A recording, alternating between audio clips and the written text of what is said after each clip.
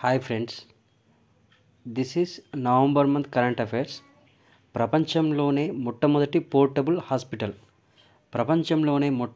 Portable ఆసుపత్రి ఆరోగ్య మైత్రి క్యూబ్ను హర్యానాలోని గురుగ్రామ్లో ప్రారంభించారు.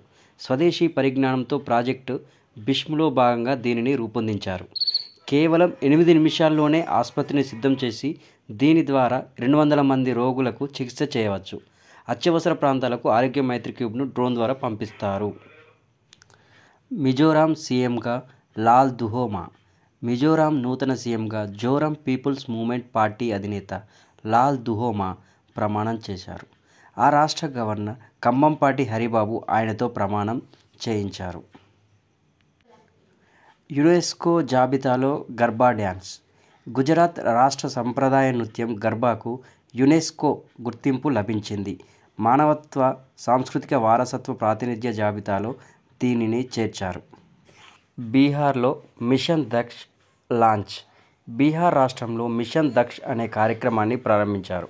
విద్యలో వెనుకబడిన 3వ నుంచి 8వ తరగతి చదువుతున్న విద్యార్థులను గుర్తించి హిందీ, మ్యాథ్స్, ఇంగ్లీష్ పాఠాలను టీచర్లు ప్రత్యేకంగా బోధిస్తారు. ప్రతి ఉపాధ్యాయుడు 5 విద్యార్థులకు గైడెన్స్ ఇస్తారు.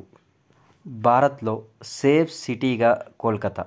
దేశంలో సేఫ్ సిటీగా కోల్కతా వరుసగా 3వసారి తొలి స్థానంలో నిలిచింది.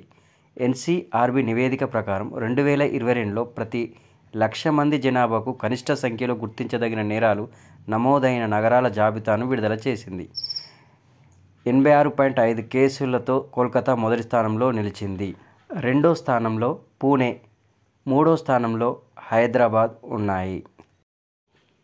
నవంబర్లో జీఎస్టీ వసూళ్లు రూపాయలు 1,68,000 కోట్లు.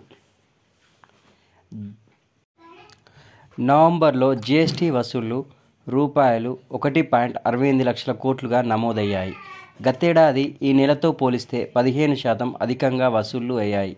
ఈ ఆర్థిక సంవత్సరం ఏప్రిల్ నెలలో అత్యధికంగా రూపాయలు 1.87 లక్షల కోట్లు నమోదయ్యాయి.